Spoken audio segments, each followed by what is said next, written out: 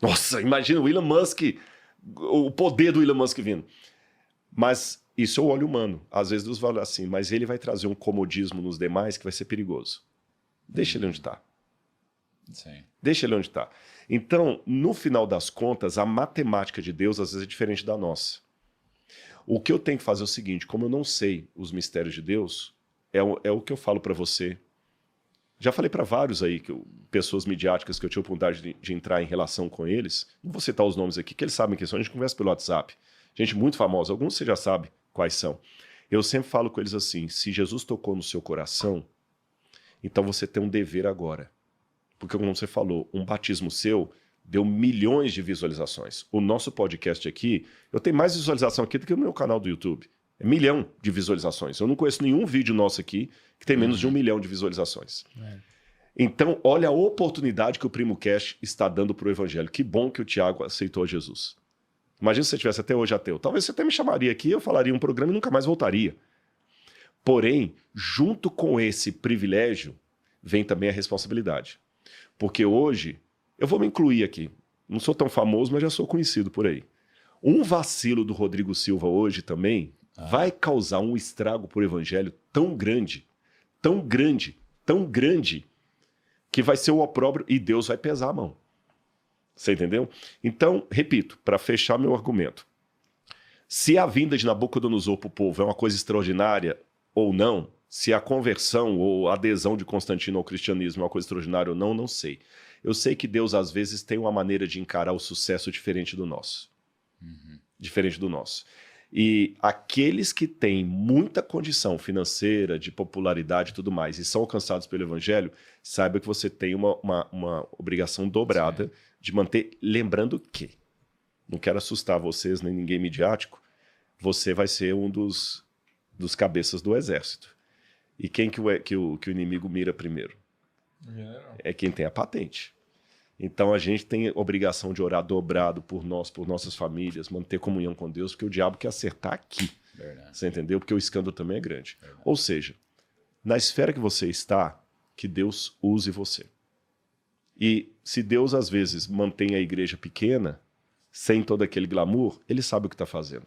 Às vezes, poder demais na mão da igreja não é tão bom, não. A história mostra isso. Sabe, a igreja começa a perder a simplicidade. Cara, é muito louco, porque tem tanta coisa pra gente falar, mas só fazer um pequeno parênteses da história, que vocês vão curtir, do Constantino. O Constantino, ele teve uma batalha ali na ponte de Milvia, né? E nessa época, eles cultuavam, cara, o Deus Sol, eles tinham festas do Deus Sol, etc. Era muito louco, aconteceu no final do ano. E aí, um dia antes dessa batalha, ele viu no céu, assim, um sinal, né, com uma cruz, escrito assim, com este sinal vencerás e Inox signo vintis. né? E aí, com este sinal vencerás e tal. E aí, no outro dia, antes da batalha que ia ter na ponte de Milvia, ele mandou todos os soldados dele, no escudo, eles escreverem Shiro, que significa XP, que são as primeiras palavras de Cristo. Olha que interessante, XP. Aí ele botou no escudo, eles foram pra guerra e eles ganharam, cara. Porque ele acredita boa parte da vitória a Deus. E aí ali ele passou a, sei lá, acreditar, se converter, ou seja lá o que for.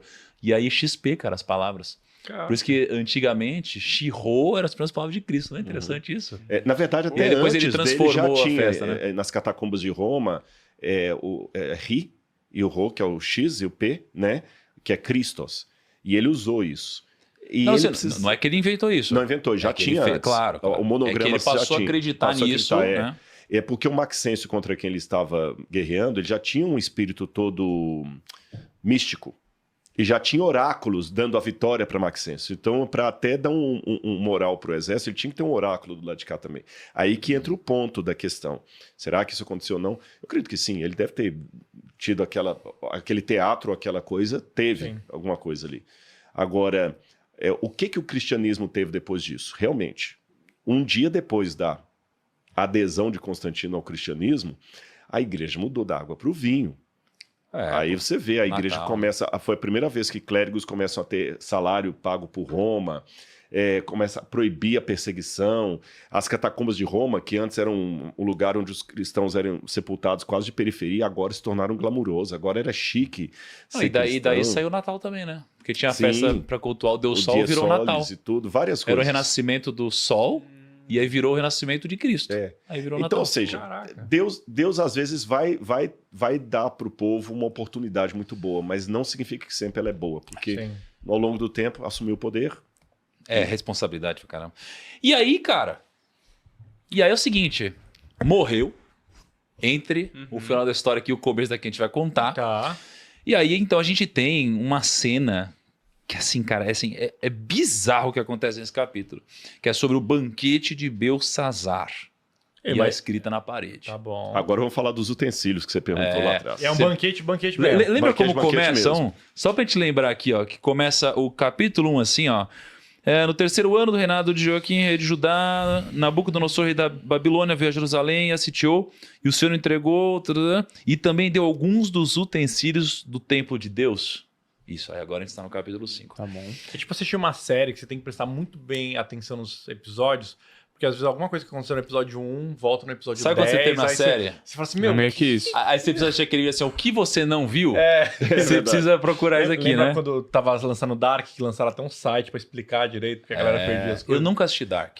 Mentira. Não, vale a pena? Vale. E aí, olha questão só. de preto aqui. E aí a gente tem então aqui o Belsazar, que era neto, né? Pelo que você falou. Neto Eu pensei e- que era o sucessor direto, mas não era, né? E, aliás, até tem uma questão histórica. Daqui a pouco eu falo dessa questão histórica, porque o último rei da Babilônia foi Nabonido. Então, muitos. Porque assim, foi um progresso. No início, os críticos da Bíblia diziam que Daniel era totalmente uma novela. Que não existiu Daniel porque até a Babilônia estava desaparecida. Que isso? A Babilônia só foi reencontrada em 1899, quando Robert Coldway iniciou as escavações na colina de Hilá, no Iraque, e durante 14 anos, a partir de 1899, Robert Coldway, alemão, Robert Coldway, ele descobre a Babilônia. Mas até então, ninguém sabia onde ficava a Babilônia. Então a Babilônia parecia ser uma coisa tão mística ou mitológica como Atlântida. Sabe, o reino de Atlântida, que Platão fala de Atlântida, onde é que ficava Atlântida? Alguns pensam que ela é em Santorini, ninguém sabe. Alguns falam, Atlântida é um mito. Então, a mesma coisa diziam de Babilônia. Ela desapareceu por completo. Um pouco antes de Robert Coldway, você tinha Henry Layard, que ele ficava observando que vários beduínos apontavam a colina de Hilá e diziam que lá era Il-Babil. E ele já desconfiava, e tinha os tabletes com inscrição cuneiforme, que quando esse cuneiforme foi decifrado, perceberam que falava de Nabucodonosor. Então, provou-se a existência de Nabucodonosor. A Bíblia não estava errada. Nem a Bíblia, nem Heródoto, que falava disso também. Aí tá bom, Nabucodonosor existiu, mas a Babilônia, se existiu, ela foi uma vila fundada por Semíramis. Depois descobriram a existência da Babilônia, um reino enorme. Depois descobriram os 3 companheiros de Daniel, Sadraque, Mesaque e Abednego. Não achamos ainda uma comprovação direta do Daniel. Mas o dia que acharam, Daniel existiu, mas os leões da fornalha não. Então, quer dizer, muitos céticos são igual passarinho. menciona, assim. Não, mas está na os Bíblia, três, né? Então, aí com relação ao Belsazar, que os críticos, assim, também quando ele quer colocar na cabeça que ele não aceita a Bíblia, é interessante. Você mostra uma evidência e fala, tá bom. Mas isso aqui não. Você entendeu? Ele sempre fica procurando alguma coisa para negar. Hoje eu não tenho nenhuma prova arqueológica fora da Bíblia de Daniel. Então Daniel não existiu. O dia que acharam Daniel, tá bom, Daniel existiu. Mas os leões da fornalha, você entendeu? No caso do Belsazar, quando começaram a decifrar a lista dos reis da Babilônia, o último rei da Babilônia era Nabonido. Aí, na época, muitos artigos foram escritos falando assim, a Bíblia errou, porque não existiu na Babilônia nenhum rei chamado Belsazar. Temos a lista completa dos reis da Babilônia, desde Nabopolassar o primeiro até Nabonido o último, e não existe nenhum Belsazar ali. E, além disso, Nabonido foi o último rei da Babilônia. Não tem como ter outro. E aí? Aí, por muito tempo, o que os cristãos podiam falar é o seguinte, nós não temos uma explicação para essa contradição, porque aparentemente você tinha um argumento arqueológico que desmentia a Bíblia. Até que William Talbot, estava trabalhando nos porões do Museu Britânico, traduzindo tabletes cuneiformes. Tem milhares ainda não traduzidos que estão lá no porão do Museu Britânico até hoje, que não é fácil traduzir isso. Aí ele achou uma oração de Nabonido. E ele viu que na oração de Nabonido, ele pedia aos deuses que protegessem o seu filho primogênito, Bel-Achar-Uzur, Belsazar. Aí o Talbot, que também era cético, falou, não vamos bater tanto nos crentes não, porque existia um Belsazar, sim, filho de Nabonido.